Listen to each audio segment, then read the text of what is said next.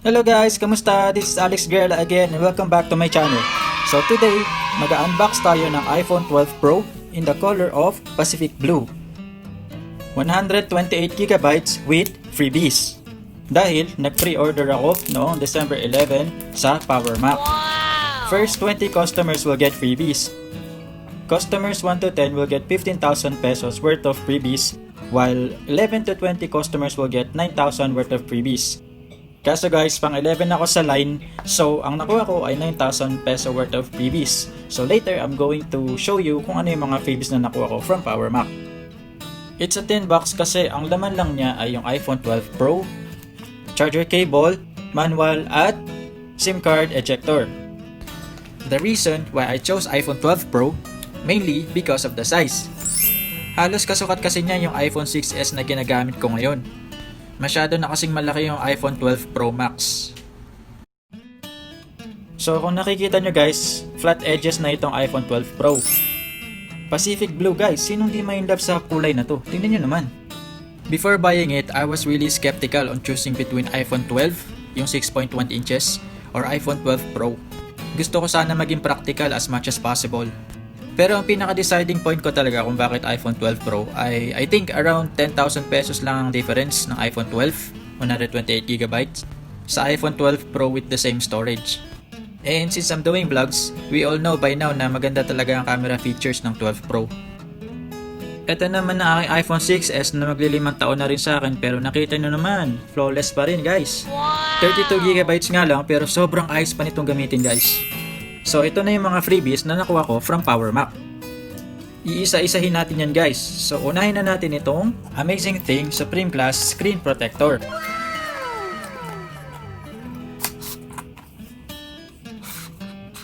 Ito pinakauna natin hinahanap kapag meron tayong mga bagong cellphone. Matik na yun syempre.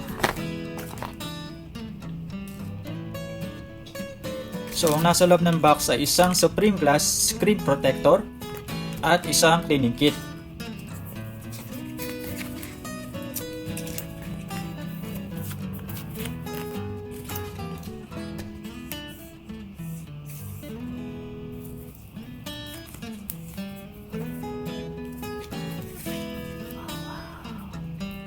Medyo kabado ako sa paglalagay nito guys kasi this is the first time na gagawin ko to, pero kagandahan meron siyang parang guide ba nakasama.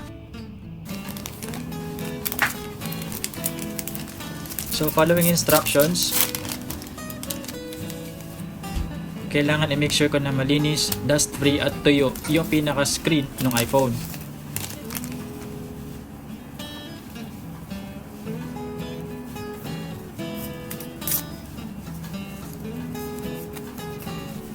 For an expensive phone like this, kailangan talaga guys ng extra protection.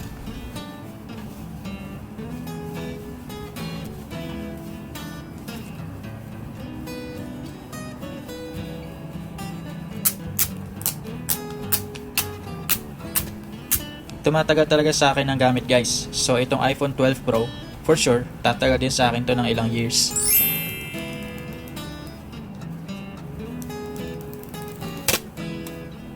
Masaya ako sa pag-upgrade to 12 Pro kasi alam natin na 5G enabled phone na siya. And it has super camera features.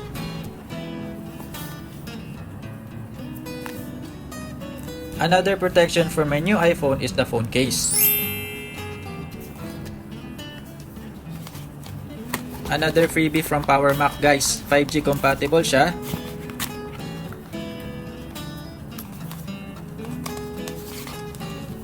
And 2 meters drop proof na siya guys.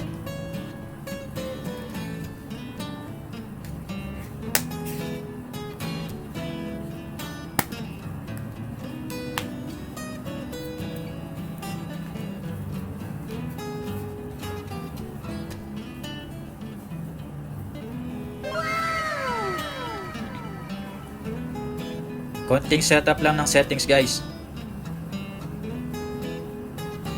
At magta-transfer ako ng apps and data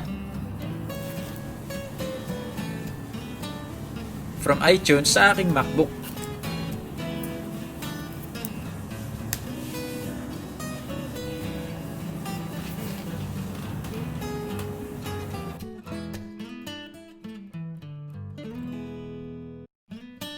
Next freebie is a Belkin Boost Charge 27 watts USB-C wall charger. So alam naman natin guys na charger cable lang kasama dun sa box. Ayos na ayos to kasi hindi ko na kailangan bumili pa ng bago.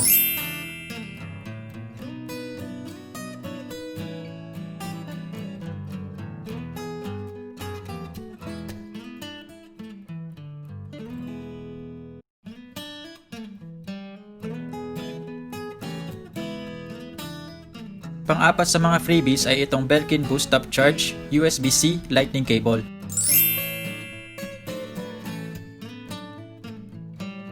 So meron ako isang sobrang charger cable guys, which is good.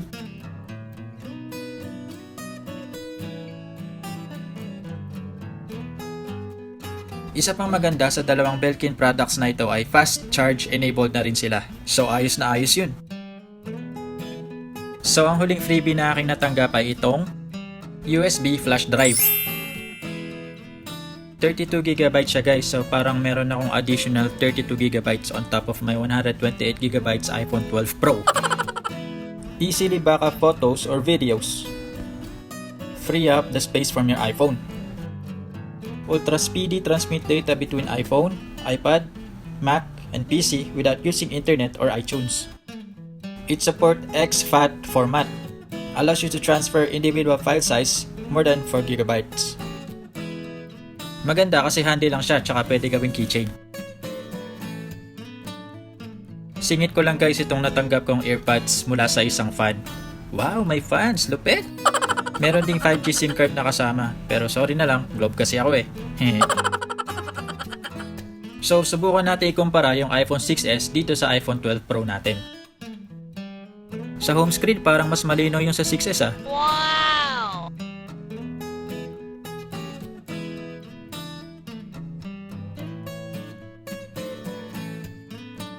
Try natin camera. With same brightness, kita naman yung difference guys eh. Ito, tignan natin yung isang photo shot.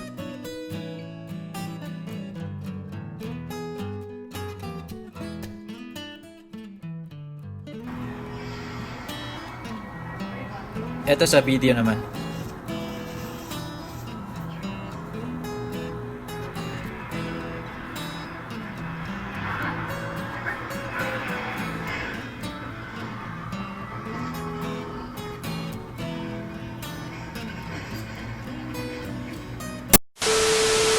So guys, ito na siya. Na-setup ko na yung na-restore ko na yung backup, tsaka naayos ko na rin siya, nalagay ko na yung protector, tsaka yung casing. So, ito na siya guys. Finally. From iPhone 6s to iPhone 12 Pro. So guys, kung makikita nyo naman yung 12 Pro, diba? Ganda niya, diba? Magka-size lang din sila halos. At tumatagal naman kasi sa akin ang gamit guys eh. Ang mahalaga dito is 5G enabled na yung phone na to.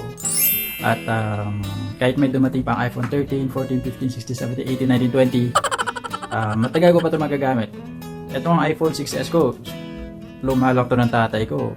5 years ko na ito ginagamit. So, tatagal din talaga sa akin itong iPhone 12 Pro at matagal bago ko siya mapalitan ulit. For me naman kasi, konti lang difference niya sa iPhone 12, like mga 10,000 lang. So, it's worth it kung magto 12 Pro ka na kasi marami din siyang features na wala dun sa iPhone 12. So that's it for today guys. I hope na may natutunan kayo sa video ito at nakatulong sa desisyon nyo kung ano bang iPhone 12 series ang kukunin nyo. Please don't forget to like this video and subscribe.